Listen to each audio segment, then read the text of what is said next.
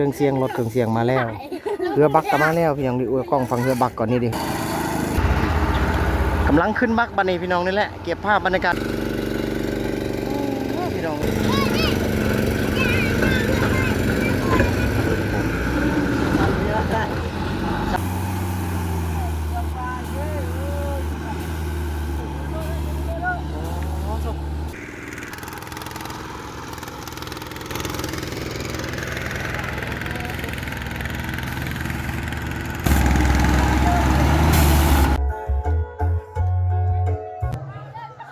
เอาครบเลยว่าบันนี้เปิดเลยบอก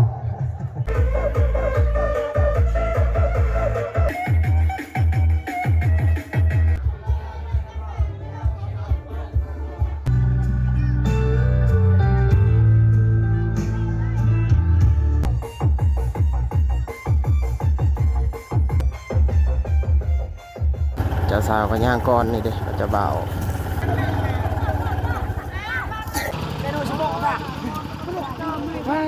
บัดนี้พี่น้องนี่ถูกเจ้าสาวพี่น้องบัดนี้เอ้าขี้พุ่นโอ้บัดนี้ปืนปูนี่ไปอีกอ๋อมานี่เป็นป่าเป็นดงแล้วพี่น้องนี่ดิพี่น้องไป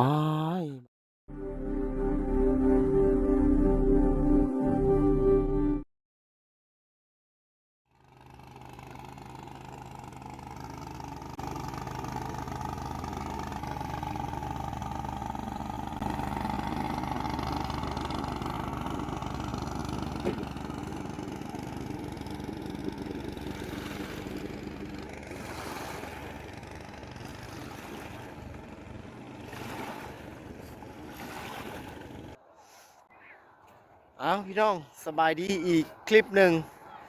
ตอนนี้ซรีอยู่ที่บานแกงคาเมะจุดนี้กำลังจะขามไปฟังฝุ่นอีกหนึ่งจุดงานแต่งที่ต่อจากคลิปเก่าอยู่ที่บ้านหน้าทู่เป็นคลิปเก่าอันนี้ต่อในคลิปที่สองก็คืออีกมือนึงกำลังสิข้ามไปฟังฝุ่นถ้าเครื่องเสียงมาตูมาจะได้เอาขึ้นเรือบักพี่น้องเนาะบ้านนี้อันนี้เรือเพิ่นเอารถขามมาฟังนี้พี่น้องนี่จุดนี้สลีก็กำลังทารถดีเบโลบรรทุกเครื่องเสียงอะไรสิขามไปฟังฝุ่นด้วยเรือบักลำใหญ่พี่น้องเนาะมื้อนี้เรือบ้านแกงคาเมะเขตเมืองเซโปนแข่งสวรรค์เขตจุดนี้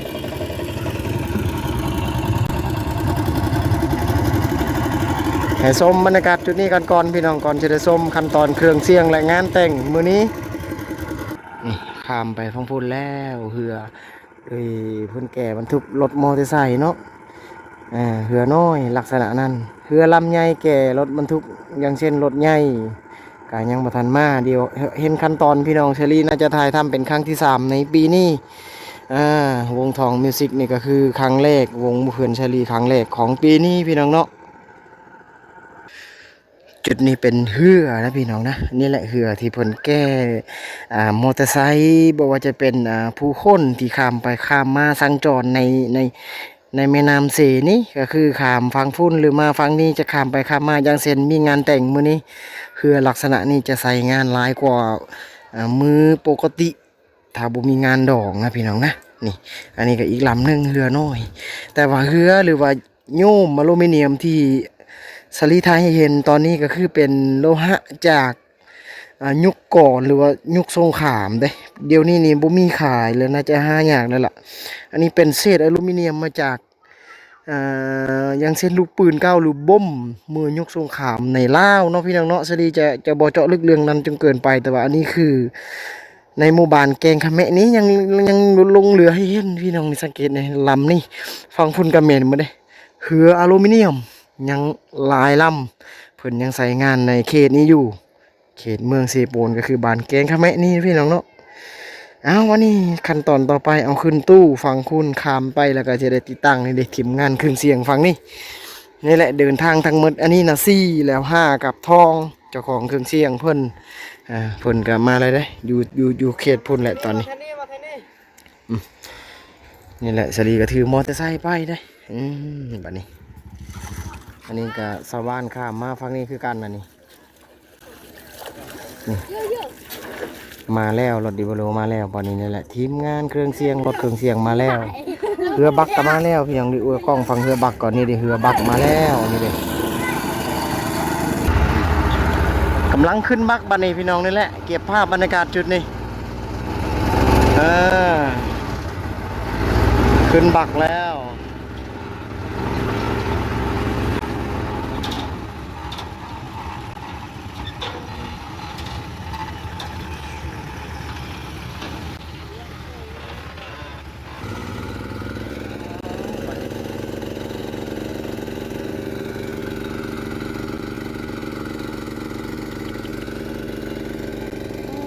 พี่น้องเลย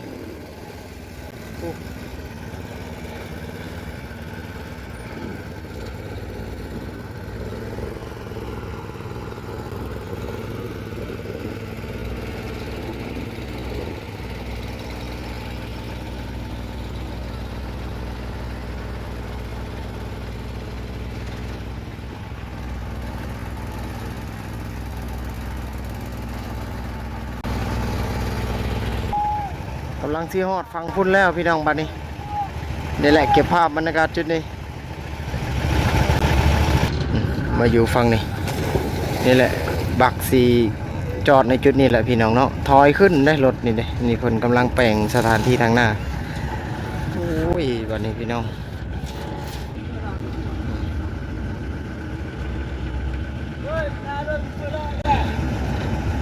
เอาวันนี้ฮอดฟังนี่แล้ว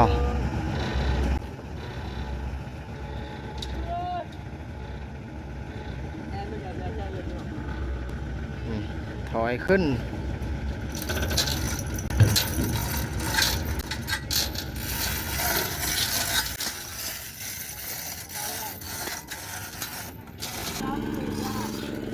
เอาบัดนี้ถอยขึ้นนะพี่น้องบัดนี้รุ่นน้ำกันบัดนี้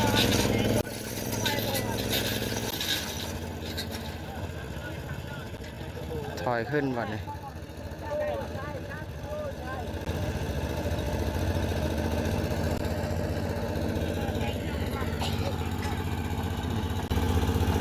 เบิ่งน้ำกันนี่เพิ่นมัดเลย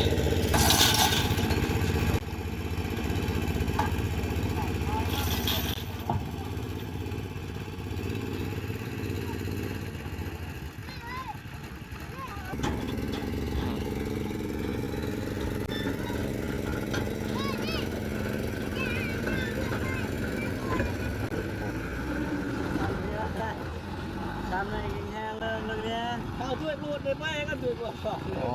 โชคบัดนี้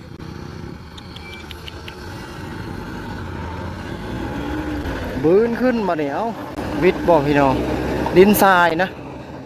แต่ละเที่ยวที่ชลีมาถ่ายทำในจุดนี้นี้เกือบทุกคันนะรถค่าตลอดขึ้นบ่ได้ฟ้าโชคป้าโชค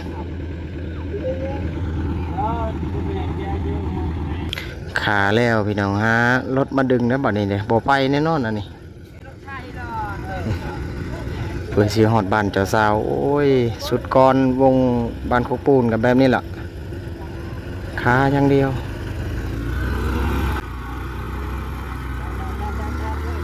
เห็นงานน้องๆในหมู่บ้านบรรดาวัยรุ่นพากันซอยยู่บัดนี้เอาพี่น้องสลีกระทายทำเลยเก็บภาพให้พี่น้องได้เห็นเด้อพี่น้องเว้ยนี่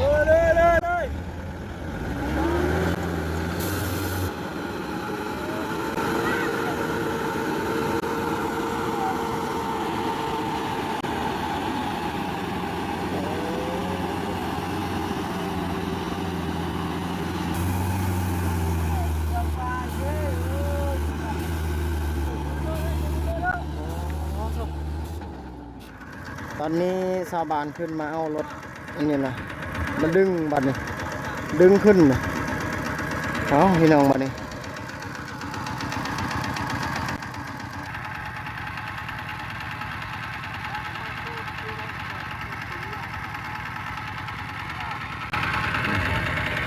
มัดเชือกขั้นตอนดึงขึ้นยู่บ่ไปแล้วรถนักนะพี่น้อง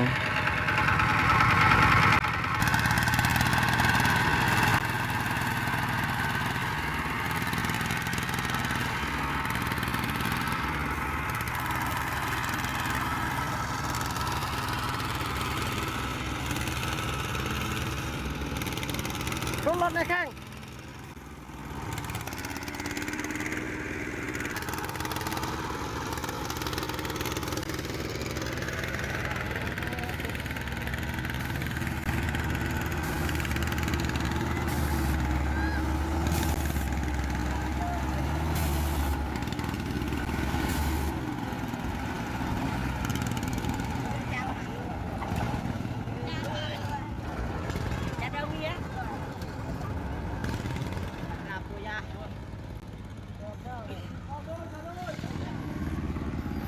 วิดแล้วพี่น้องบัดนี้ขึ้นฟังแล้วนี่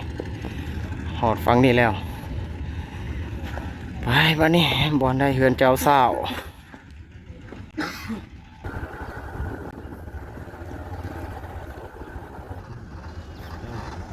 มาแล้วบัดนี้เพื่อสิเป็นวิทย์ผู้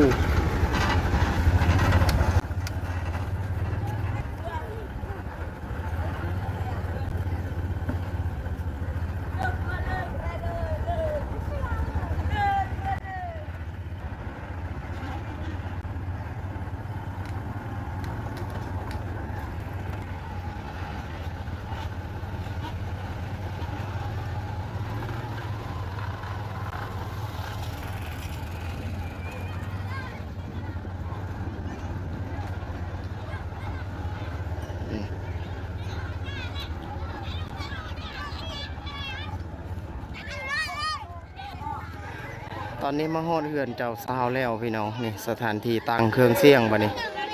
กำลังหาสถานที่ตั้งได้บัดนี้เลยมีเต็นท์3ชุดพี่น้องบ้านแกงแค่แม่เนาะจุดนี่บืนฟูบืนนั่นตะฟังเซจนฮอดฟังนี้แล้วบัดนี้หาสถานที่ตั้ง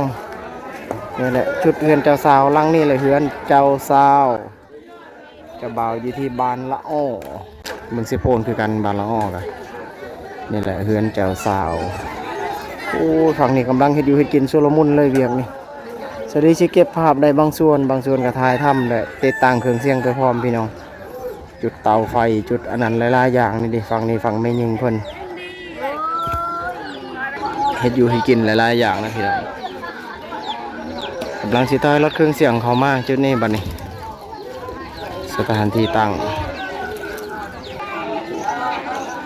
ฝั่งเพิ่นหามเต้นอยู่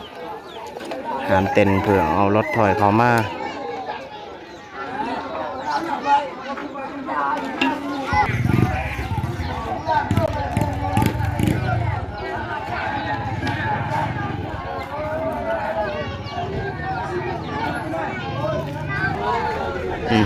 ถอยเข้ามาแล้วบัดนี้สถานที่ตั้งก็ต้องหาจุดเหมาะๆนะพี่น้องนะ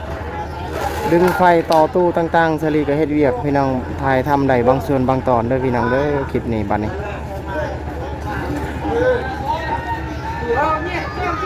นี่ถอยเข้ามาแล้วบัดนี้สถานที่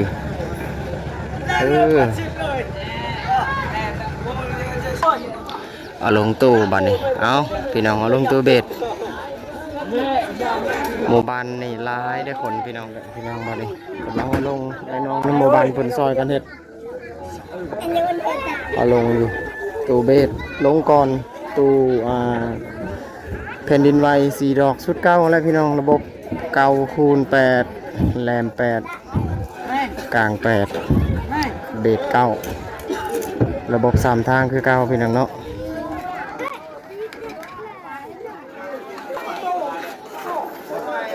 ตอนนี้ตั้งเครื่องเสียงนี่แล้วได้พี่น้องนี่ปรุงแล้วบัดนี้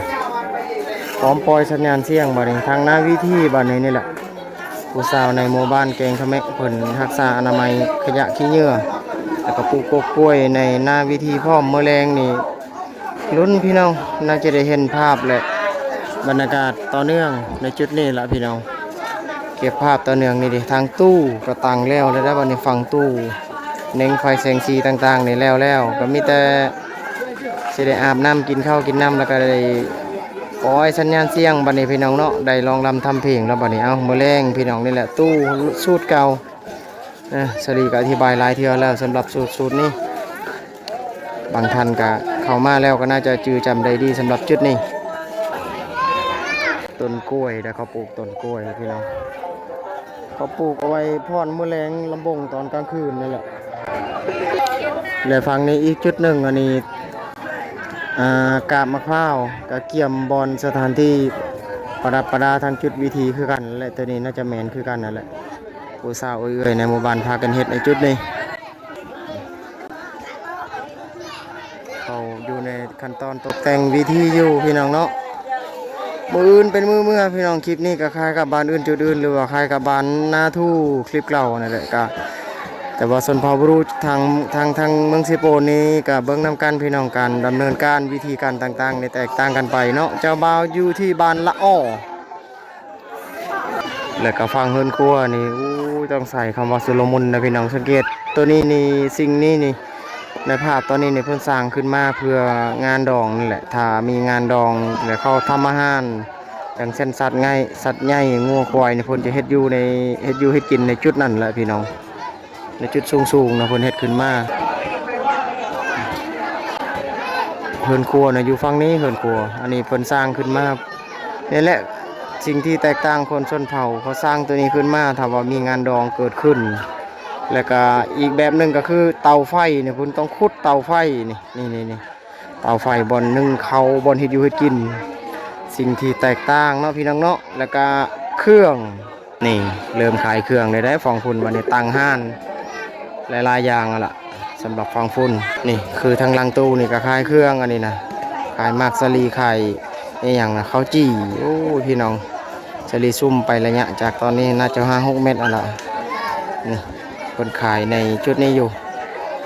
แล้วก็ฟังเครื่องเสียงบัดนี้พร้อมปล่อยสัญญาณเสียงสิได้อาบน้ำอาบท่าได้นี่แหละจุดสถานที่งานแต่งงานมื้อนี้พี่น้องเนาะได้เห็นหลากหลายกิจกรรมที่สามารถถ่ายทำและเล่าได้เป็นจุดนี้มื้อนี้พี่น้อง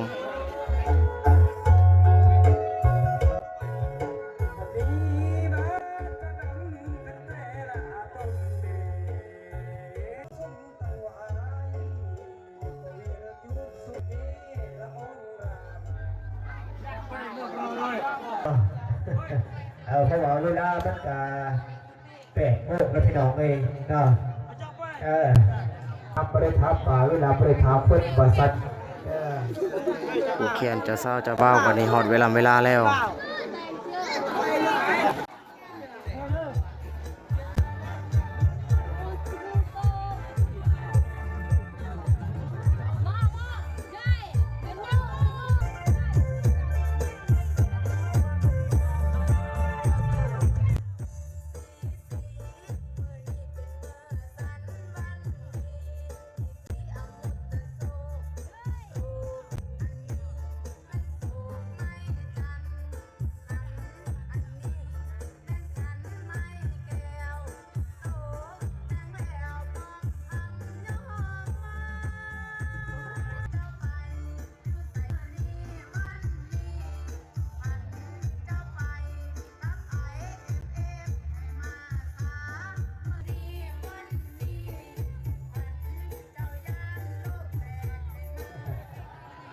ทั้งมุงคือทั้งเจ้าสาวเขาที่มุงใดเจใดเนาะทั้งมุงคือใด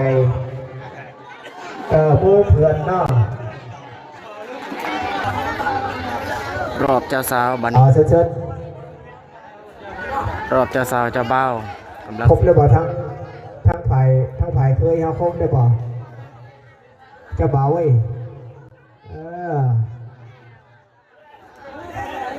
จัดไปหัวจัดไปเนาะผู้สาวมีเธอได้ก็จัดมาให้โลดทั้งผู้บ่าวก็ได้มักผู้ใดก็เลือกเอาผู้บ่าวผู้สาวนี่มีแต่ผู้งามๆมีแต่ผู้ล่อๆว่าซั่นเอาครบเลยว่าบัดนี้เปิดเลยบ่จวดเลยบัดนี้เด้อครบเรียบหัวเนาะ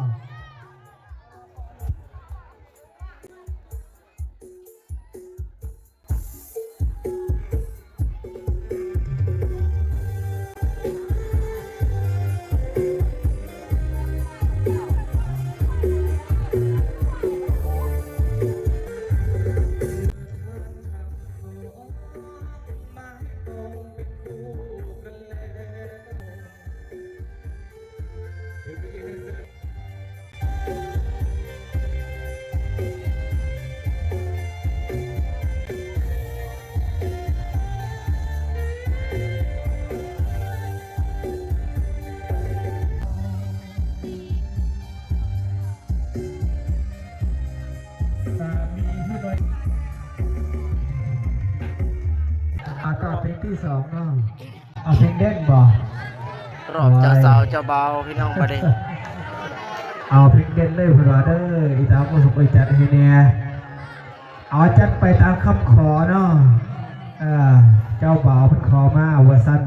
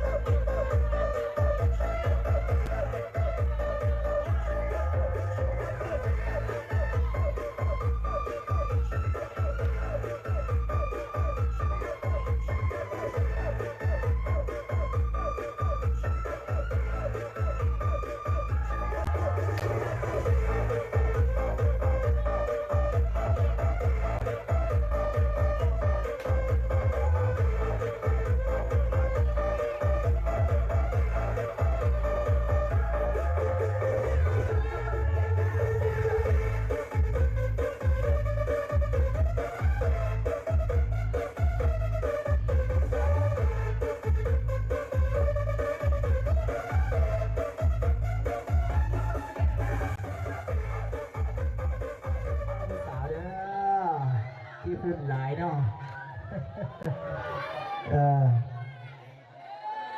พักผ่อนก่อนกินเหล้ากินเบียร์ก่อนเนาะ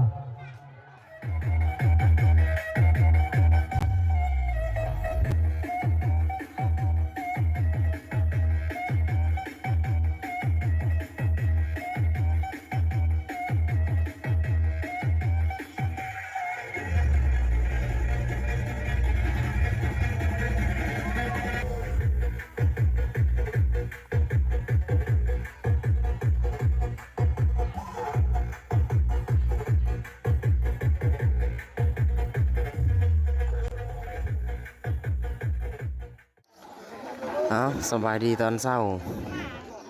สบายดีตอนเช้าอยู่ที่บ้านแกงเขาไหม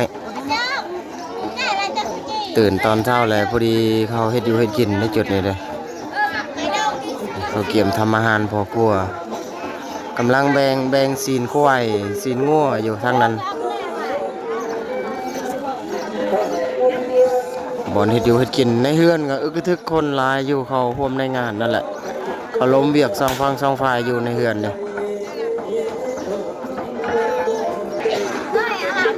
ฟังโต๊ะฟังเต้นกันนี่แหละคนนี่ยังบ่ได้มานะพี่น้องตอนเช้าตอนนี้น่าจะอยู่ใน7 โมงนี่แหละ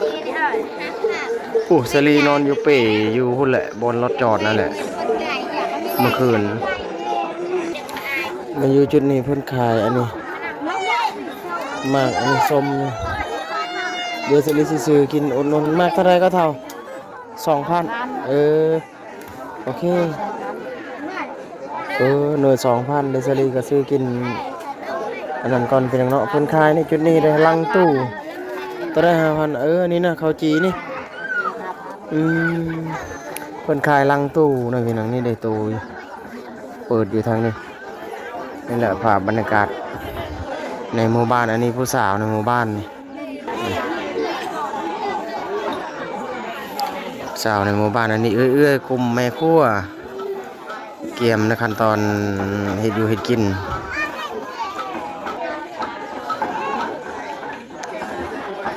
สถานที่เฮ็ดอยู่เฮ็ดกินของอ้ายๆเพิ่นในหมู่บ้านแกงขะแมะ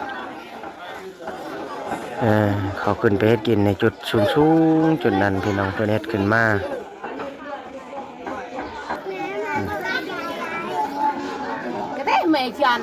ฝั่งฝุ่นกำลังแบ่งอันเพียอยู่ได้ในแบ่งในหมู่บ้านก็คือศีลงัวศีลควายนี่ครึ่งหนึ่งนะแบ่งกับหมู่บ้านและครึ่งหนึ่งก็เจ้าภาพผลกินก็คือเจ้าภาพในงานแต่งนั่นแหละพี่น้องเนาะ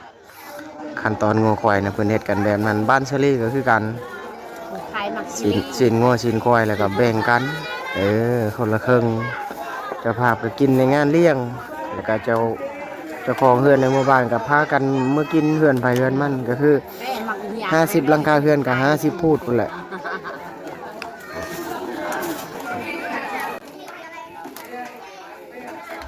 ฝั่งทนเขาแบ่งซีนกล้วยจะได้พี่น้องบ้านนี้นี่เป็นซีนเป็นพูดที่เขาจับในมือเอาเมื่อนี่แหละนี่แหละคือแบ่งให้ในหมู่บ้าน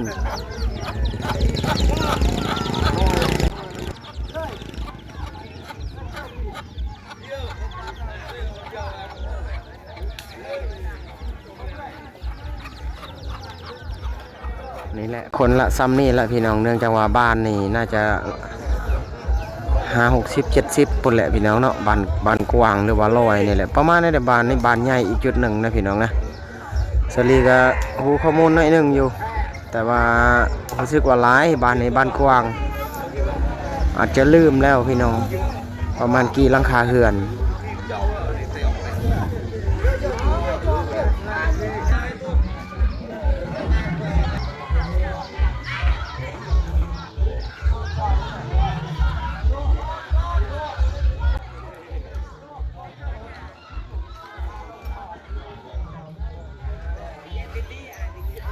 ทุกงานดองทุกงานแต่งนะพี่น้องเขาเฮ็ดกันแบบนี้แหละเนื่องจากว่าคนชนเผ่าเขาพากันเฮ็ดในแบบนี้อย่างเช่นไอ้น้องหรือหมู่เพื่อนในหมู่บ้านก็พากันช้อยเวียกต่างๆในเฮือนนะพี่น้องนะอย่างเช่นเฮ็ดอยู่เฮ็ดกินนี่ก็บางคนก็ญาติพี่น้องบ้านใกล้เฮือนเคียงไกลชิดแต่ว่าบางคนก็พี่น้องที่ในหมู่บ้านก็คือบอกกันได้ซอยกันได้นะพี่น้องทั้งหมู่บ้าน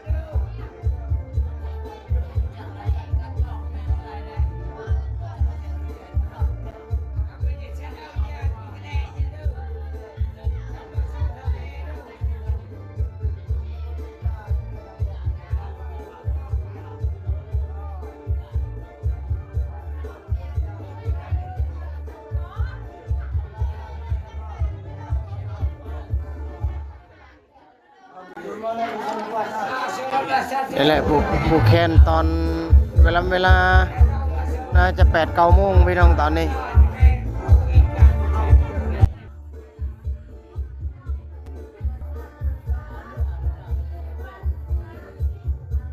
เมื่อกี้กับผูกแขนนะพี่น้องผูกแขนระวังเจ้าสาวและเจ้าบ่าวตอนนี้สลีลงมาในจุดนี้แล้วเบิ่งอันออกพรตอนเช้าได้บ่นี่เด้เจ้าสาวและเจ้าบ่าว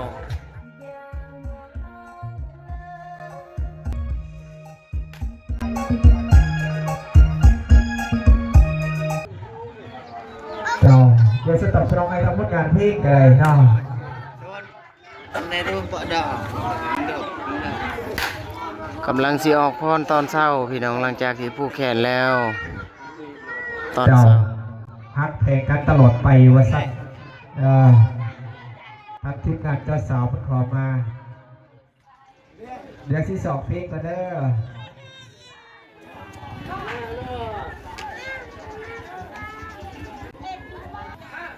เส้นๆเนาะเท่าเก๋เนี่ยหุ้ม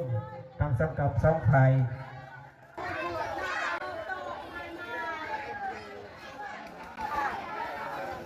พร้อมด้วยผู้แสผู้สาวเลยด้วยพอเด้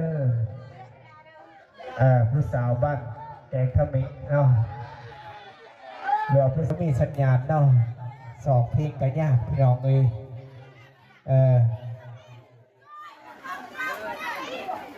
ได้เลยบ่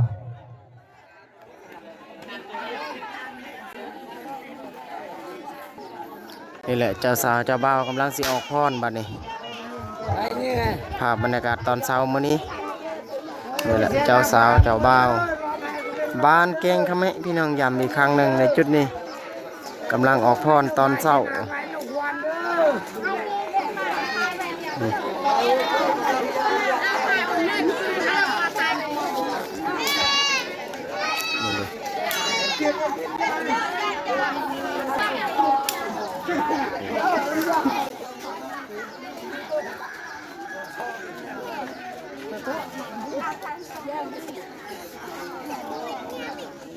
กำลังออกพรกระทายหูปเป็นที่ระลึก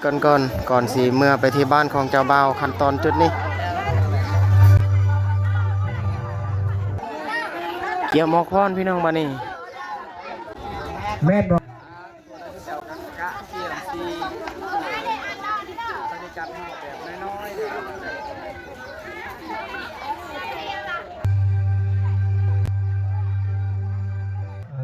ฮักสุดแม่เล่นบดีพระดา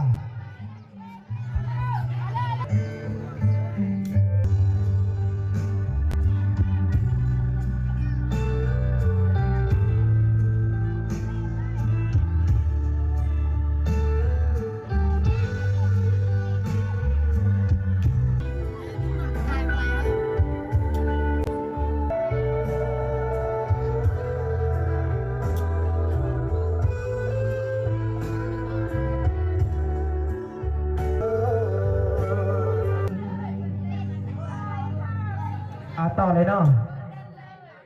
เด่นตั้งไวสอกแฮรอบเจ้าสาวเจ้าบ่าวตอนเช้าพี่น้องออกพรแล้วก็สิเมื่อบ้านของเจ้าบ่าวไปที่บ้านละออเพราะแหละห่างจากจุดนี้ก็น่าจะอยู่ในต่อเลยเพลงที่สองไปเนาะ3-4 กิโลเด็ดต้องไหวไปนะผู้สาวมันขอมา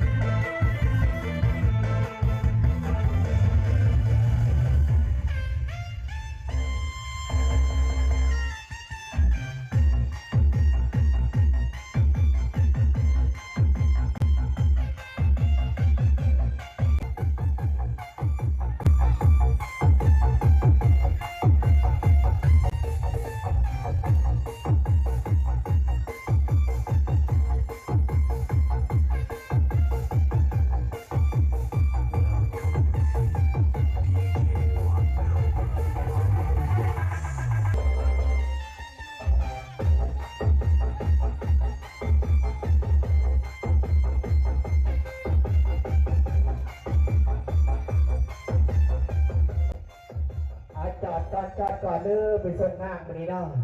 ยันพ้นตกพี่น้องเองผ้าครับเบิกตึ้งขึ้นพี่น้องเองเนาะรอบเจ้าสาวตอนเช้านี่นะพี่น้องอะไรเด้อสำหรับตัวสะดุดไม่เนาะเอาว่าจะเป็นขอให้ผู้ดีมีเฮงเนาะครอบเก็บแย่ใดครอบไข่ยามีปรารถนาสิ่งใดขอได้สิ่งนั้นเขาเนาะขอให้ได้ลูกเต็มบาทได้หลักเต็มเมืองครับเซอร์เดอร์เพราะว่าจะปิดทั้งผู้แสผู้สาวเนาะ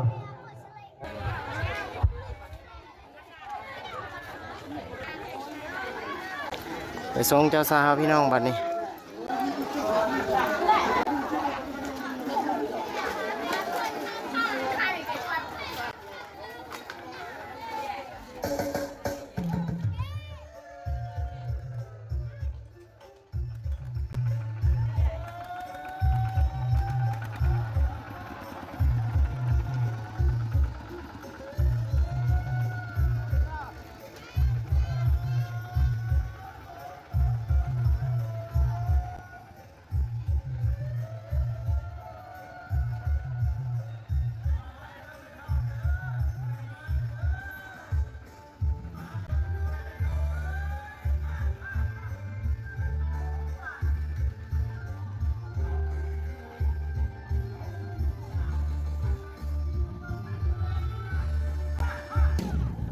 นี่แหละขั้นตอนส่งเจ้าสาวพี่น้องบัดนี้โอ้ว่าเขาสิย่างหรือเขาสิเฮ็ดจังใดนี่น่าจะขี่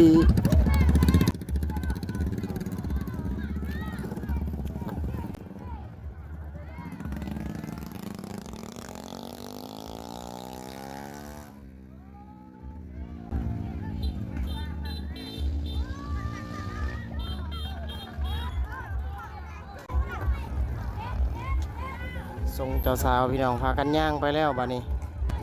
อ่าโอ้ว่าไปหอดพุ่นเพิ่งสิเอารถมารับเลยว่าจังใดนี่แต่จากจุดนี้ไปหาบ้านเจ้าบ่าวนี่ก็หลายกิโลเติมนะพี่น้อง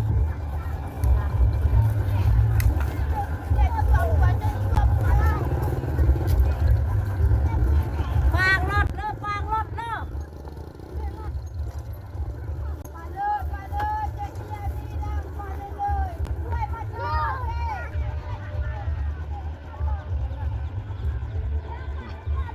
ไปแล้วเท่าแก่โมซื้อย่างก่อนไปแล้วพี่น้องบ้านนี้ฝั่งพูนก็อีกกลุ่มหนึงก็ทรงประมาณนั้นแหละพี่น้องบางกลุ่มก็ไปบ้านของเจ้าบ่าวเลยบางกลุ่มก็บ่ได้ไปได้เนี่ยเลยผู้สาวเอาบ้านนี้ผู้สาวผู้บ่าวพี่น้องจากจุดนี้ไป5บ้านละออนี่ก็หลายกิโลพี่น้องเนาะโอ้โหเพิ่นสิพี่น้องเก็บภาพบรรยากาศจุดนี้ก็ถือว่าได้เห็นคือคืนสรีบสามารถจะไล่ไปถ่ายทำได้เนื่องจากว่าค่าเวียกเกี่ยวกับเครื่องเสียงพี่น้องเนาะสรีต้องเอาเมื่อเครื่องเสียงไปเปิดอีกหมู่บ้านหนึ่งที่เขตบ้านสรีก็คือบ้านนาผู้เล็กบ้านที่บ่ห่างจากบ้านสรีหลายนี่แหละให้พี่ให้น้องให้ FC ได้เห็นขั้นตอนจุดนี้ในมื้อนี้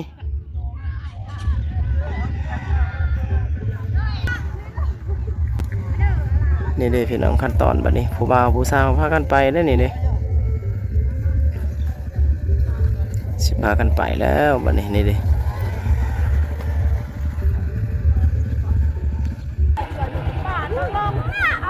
ผู้สาวอันนี้ผู้สาวก็สิไปพุ่นแล้วนี่ผู้สาวบ้านเก่งเขาแม่พี่น้อง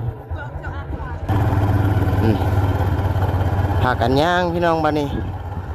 ย่างไปเรื่อยๆย่างอีกเกือบ1 กิโลก็จะฮอดบ้านนาหัวน้ำแล้วพี่น้องบ้านนาหัวน้ำบ้านเผาอันพุทธบรูอีกจุดหนึ่งแต่ว่าบ้านเจ้าบ่าวนี่ยังบ่ฮอดยังอีกหลายกิโลเลยนี่ผู้สาวบัดนี้เอ้าผู้สาวก็พาไปพุ่นแล้วบัดนี้บางคนก็มีมอเตอร์ไซค์มีรถจักรก็ขี่ไปพุ่นแหละเจ้าสาวก็ย่างก่อนนี่เด้เจ้าบ่าว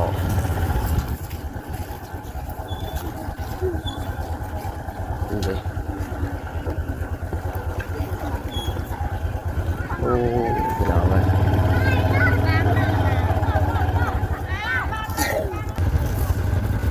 หมู่เพื่อนหลายคู่หลายคนนะพาไปนี่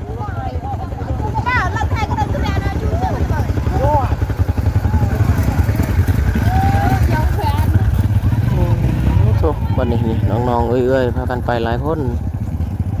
พี่น้องเอ้ยเอ้ยเพิ่นกับเอาไปขายอยู่พุ่นเลยบัดนี้โอ้ยพี่น้องนี่เท่าผู้สลีสื่อซอยสมอันเพิ่นนะ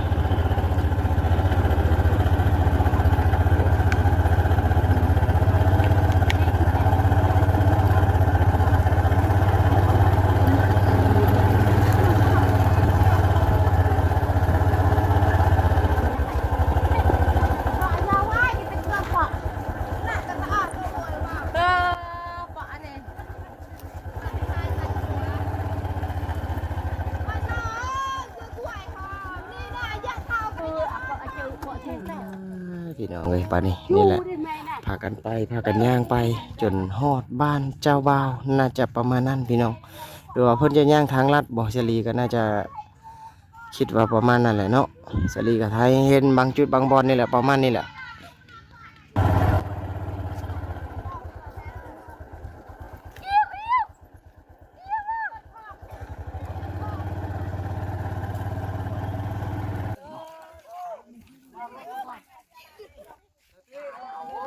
รถอีตอกอีเต้นบัดนี้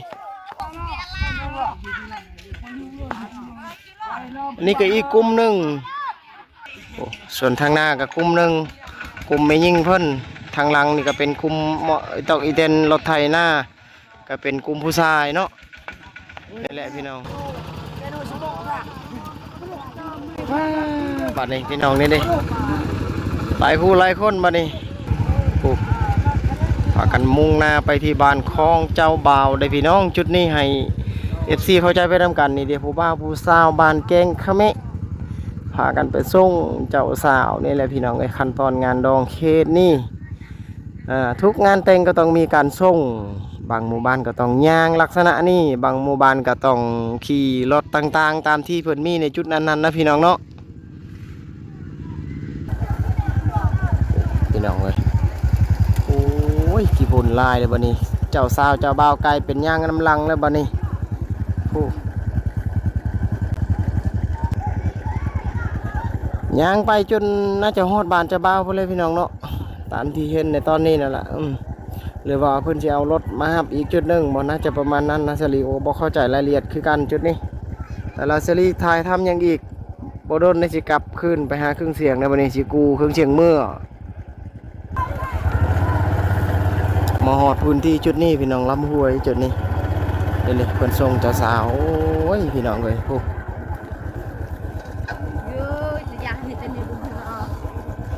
จากจุดนี้ไปหาบ้านเจ้าบ่าวนี่ต้องใส่คำว่าหลายกิโลเติบพี่น้องนะบ่ฮอดดอก30กิโลแต่ว่าเนื่องจากว่าประมาณ10ก็เกือบฮอด10กิโลตามทฤษฎีใดเดาแล้วก็เคยเห็นอยู่สำหรับบ้านของเจ้าบ่าวดิ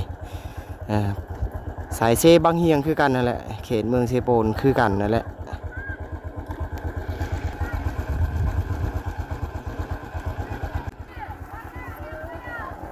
โอ้เจ้าสาวพี่น้องบัดนี้เอ้าขี้พุ่นคุณรถเจ้ง โธ่บัดนี้ปืนปูนี้ไปอีก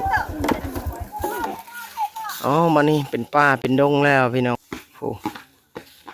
เจ้าบ่าวเจ้าสาวก็ย่างก้อนเท่าแก่มอซื้อก็ย่างก้อนนะพี่น้องเนาะเอาวันนี้สลีก็สิกลับก่อนให้พี่น้องก็ตามไปเรื่อยๆก็น่าจะบ่ได้นั่นแหละเนื่องจากว่าเส้นทางก็ยังอีกหลายกิโลนี่เด้พี่น้องว้ายบัดนี้ย่างไปพี่น้องเอาวันนี้สลีกลับก่อนพี่น้องเขาบืนผู้นี่ไปผู้หอดหมู่บ้านทางหน้าเพิ่นแหละบ้านนาโฮน้ำเพื่อสิฮอดบ้านเจ้าบ่าวก็โอ้ยผ่านอีกหลายหมู่บ้านพี่น้องก็คือบ้านแกงขะแมะและบ้านนาโฮน้ำเลยแหละคือเจ้าสาวบ้านแกงขะแมะพี่น้องเนาะนี่เฒ่าเพิ่นก็ไปขายเครื่องอยู่พุ่นเลยได้อเฒ่าอุ้ยเอาสลีกลับมาในจุดงานแต่งเฮือนเจ้าภาพไฟยิงสลีบ่ได้ตามไปจนฮอดเฮือนเจ้าบ่าวเด้อตามไปประมาณเกือบฮอดครึ่งทางนั่นแหละเอาขึ้นตู้ก่อนสิกลับบ้านเด้พี่น้องนี่ขั้นตอนตอนนี้มาฮอดตู้เสียขึ้นตู้ก่อนสิไปเปิดอีกบานหนึ่งเอาขึ้นตู้นี่เลยพี่น้องตู้เบสเสียงกลางก็เอาขึ้นแล้วทีมงานพากันเอาขึ้นแล้วหมู่ผู้เปิดอีกหนึ่งหมู่บ้านบ้านนาผู้เล็กพี่น้องจากปิดคลิปนี้เลยก็สิเมื่อคามซี่ในจุดนั้นแล้วก็สิได้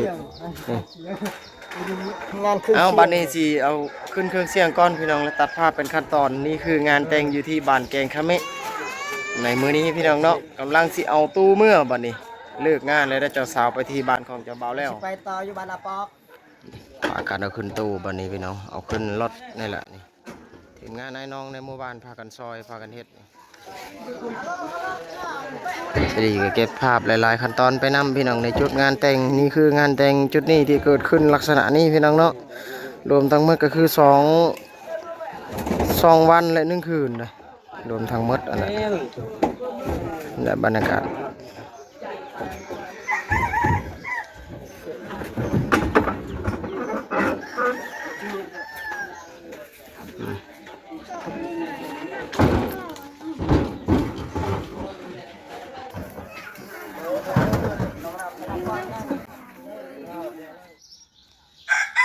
บัดนี้พี่น้องเสลีเอาขึ้นเครื่องเสียงก็ถือว่าขึ้นรถใหญ่แล้วบัดนี้เนาะมีแต่ขั้นตอนสีเมื่อนี่แหละก่อนสีเมื่อก็ให้ท่านผู้ชมได้ชมบรรยากาศในหมู่บ้านนี่คือบ้านแกงขะเมะพี่น้องนี่แหละบรรยากาศในหมู่บ้าน เนี่ยบ้านกวางไปพุ่นนะพี่น้องนะบ้านเก่งครับแม่พอบรูอีกจุดหนึงอ้าววันนี้สิเดินทางเมื่อรถเครื่องเสียงมาแล้ว รถมาแล้วบัดนี้เอาขึ้นแล้วมันแล้วบัดนี้เอาสิได้ฮอดขั้นตอนเมื่อพี่น้องบัดนี้ ลงไปทางเก่าหั่นแหละสายเซบางเฮียงท่าบักท่าเฮือหั่นแหละ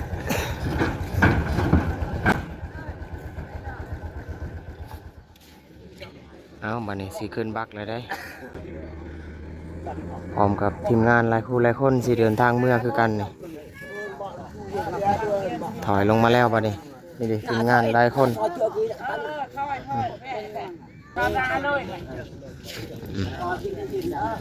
นี่แหละคนบรรยากาศบัดนี้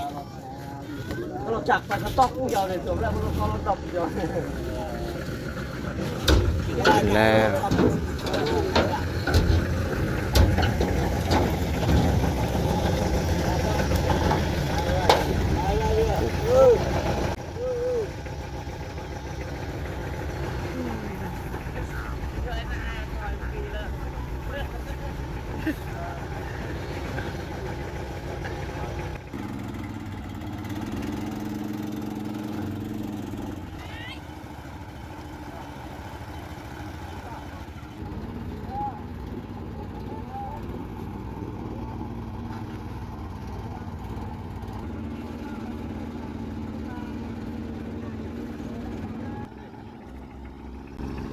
เข็มขึ้นแล้วบัดนี้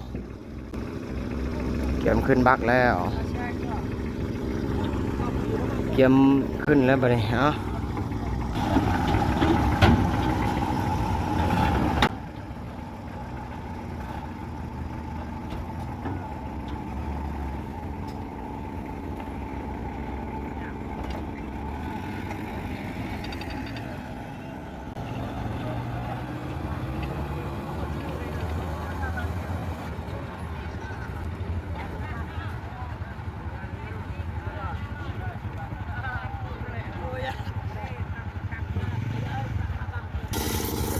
ครับพี่น้องบัดนี้กลับก้อนบัดนี้อ๋อโถเกือบักคนใส่บริการดีพี่น้องเนาะ พร้อมกับน้ำจิตน้ำใจที่ดีงามพร้อมเจ้าของเกือบักพุ่นแหละเสือส้มสีแดงที่ส้มหมดเลยพี่น้อง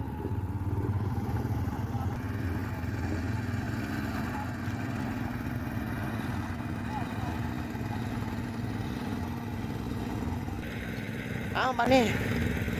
สลีกับขอบคุณขอบใจหลายๆพี่น้องที่ได้ชมคลิปนี้กับทีมงานเครื่องเสียงสีได้เมื่อนี่คืองานแต่งงานหรืองานกินดองอีกจุดหนึ่งบ้านแก่งขะแมะที่สลีถ่ายทำหลายๆจุดหลายๆส่วนหลายๆบอลทีมงานบักเพิ่นกับเมื่อแล้วบัดนี้ทางหลังขอบคุณหลายๆเจอกันใหม่ในโอกาสหน้าคลิปหน้าพี่น้องบัดนี้เมื่อก่อนบัดนี้ไว้พบกันใหม่โอกาสหน้าขอบคุณหลายๆเจอกันใหม่ในบ้านจัดสรรเขตบ้านสลีอีกหนึ่งงานดองบัดนี้